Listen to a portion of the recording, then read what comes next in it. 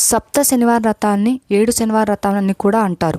ఈ సప్త శనివారాల్ని ఎప్పుడు ప్రారంభించాలి, ఎవరు ఆచరించాలి, వ్రత విధానం ఏంటి, పూజ విధానం ఏంటి, పూజలో పాటించవలసిన నియమాలు ఏంటి, అలాగే ఏ స్తోత్రం పఠించాలి, ఇలాంటి ఎన్నో విషయాల గురించి తెలుసుకున్నాం ఈ వీడియో ద్వారా. ఈ వీడియో చివరి వరకు చూడండి. మీకు నచ్చినట్లయితే లైక్ చేయండి, షేర్ చేయండి, అలాగే కామెంట్ చేయండి. కలియుగ ప్రత్యక్ష దైవం శ్రీనివాసుడు భక్తులను ఆపదల నుంచి రక్షించే ఆపద్బాంధవుడు, అనాథ రక్షకుడు. అయితే మన గత జన్మ కర్మ ప్రభావంతో జీవితంలో ఎన్నో కష్టాలు అనుభవిస్తూ ఉంటాం. వీటిని కర్మ ఫలదాత అయిన శనేశ్వరుడి ప్రభావమే కారణం. కానీ శనేశ్వరుడి ప్రభావం మనల్ని బాధించకుండా ఉండాలి అంటే శ్రీ వెంకటేశ్వర స్వామి ఆశ్రయించాలని స్కంద పురాణంలోని వెంకటాచల మహత్యంలో వైష్ణవ ఖండంలో వివరించి ఉంది. అఖిలాండ కోటి బ్రహ్మాండ నాయకుడు కృప మనపై ఉంటే శని దోషాల ప్రభావం తొలగిపోతుంది. కాబట్టి శ్రీ వెంకటేశ్వర స్వామి కృపతో పాటు శనిదేవుడు దోషం పోవాలి అంటే ఆచరించవలసిన ఏకైక వ్రతం సప్త శనివారాల వ్రతం. సప్త శనివార వ్రతాన్ని 7 శనివారాల వ్రతాన్ని కూడా అంటారు. శ్రీనివాసు అనుగ్రహం పొందడానికి ఈ సప్త శనివారాల వ్రతం ఎంతో విశిష్టమైనది. ఈ వ్రతం గురించి ప్రస్తావన వెంకటాచల మహత్యంలో ఉంది. ఈ సప్త శనివార వ్రతం ఎలా ఆచరించాలి, ఎప్పుడు ఆచరించాలి అనే విషయాలు తెలుసుకుందాం. 7 శనివారాల వ్రతం ఎప్పుడు ప్రారంభించాలి? 7 శనివార వ్రతం శనివారం రోజు ప్రారంభించాలి.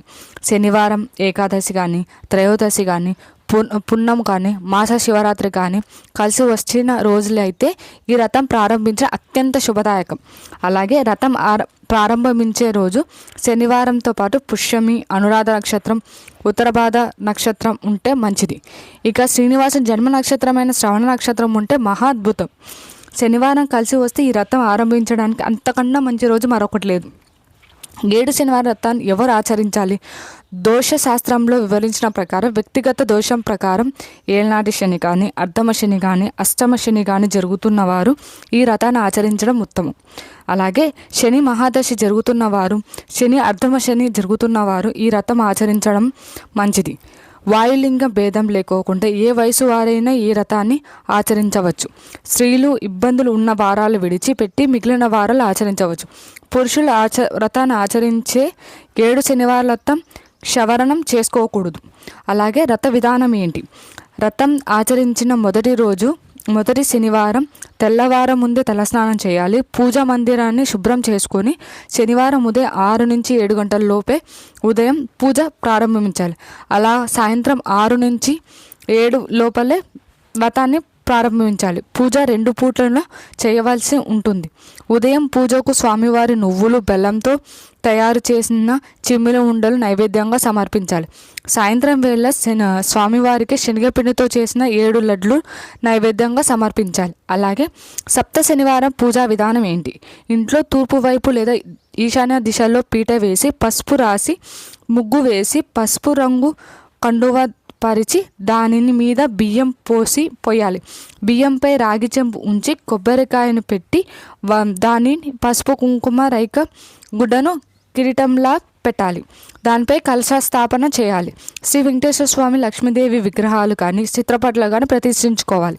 కలశం 2 వైపులా 2 దీపాలతో 7 ఒత్తులను వెలిగించాలి. ఆ తర్వాత అగరబత్తితో వెలిగించి సాంబ్రాణి ధూపం వేయాలి. స్వామి సమక్షంలో మీ కోరిక సంకల్పం చేసుకొని ఒక పసుపు రంగు వస్త్రంలో 11 రూపాయలు ముడుపు కట్టుకోవాలి. ఈ ముడుపును స్వామివారి పాదాల వద్ద ఉంచి పూజించాలి. ఏ స్తోత్రం పఠించాలి అంటే ముందుగా శ్రీ వెంకటేశ్వర స్వామి సుప్రభాతం, అష్టోత్తర శతనామాలు, గోవిందనామాలు వంటి వాటిని పఠించాలి. బ్రహ్మాండ పురాణంలో శ్రీ వెంకటేశ్వర స్వామి స్తోత్రం పఠించాలి. చివరిగా శ్రీనివాస మంగళ శాసనం చదువుతూ దీపారాధన హారతి ఇవ్వాలి. పూజ పూర్తయినాక నువ్వులు ఉండలు, బూర్ది గొల్లడ్లు నైవేద్యంగా సమర్పించాలి. ఆ తర్వాత శని ధ్యానం శ్లోకం 19 సార్లు, శని స్తోత్రం 1 సారి, శని సప్త నామాలు 7 సార్లు పారాయణం చేయాలి.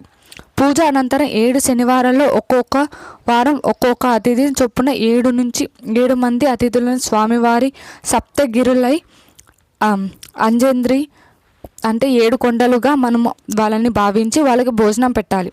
ఇలా 7 శనివారాలు పూర్తి అయిన తర్వాత తిరుమలకు వెళ్ళి శ్రీనివాస దర్శన పూజ ఆరంభం సమయంలో కట్టిన ముడుపు ఉండిలో వేయాలి.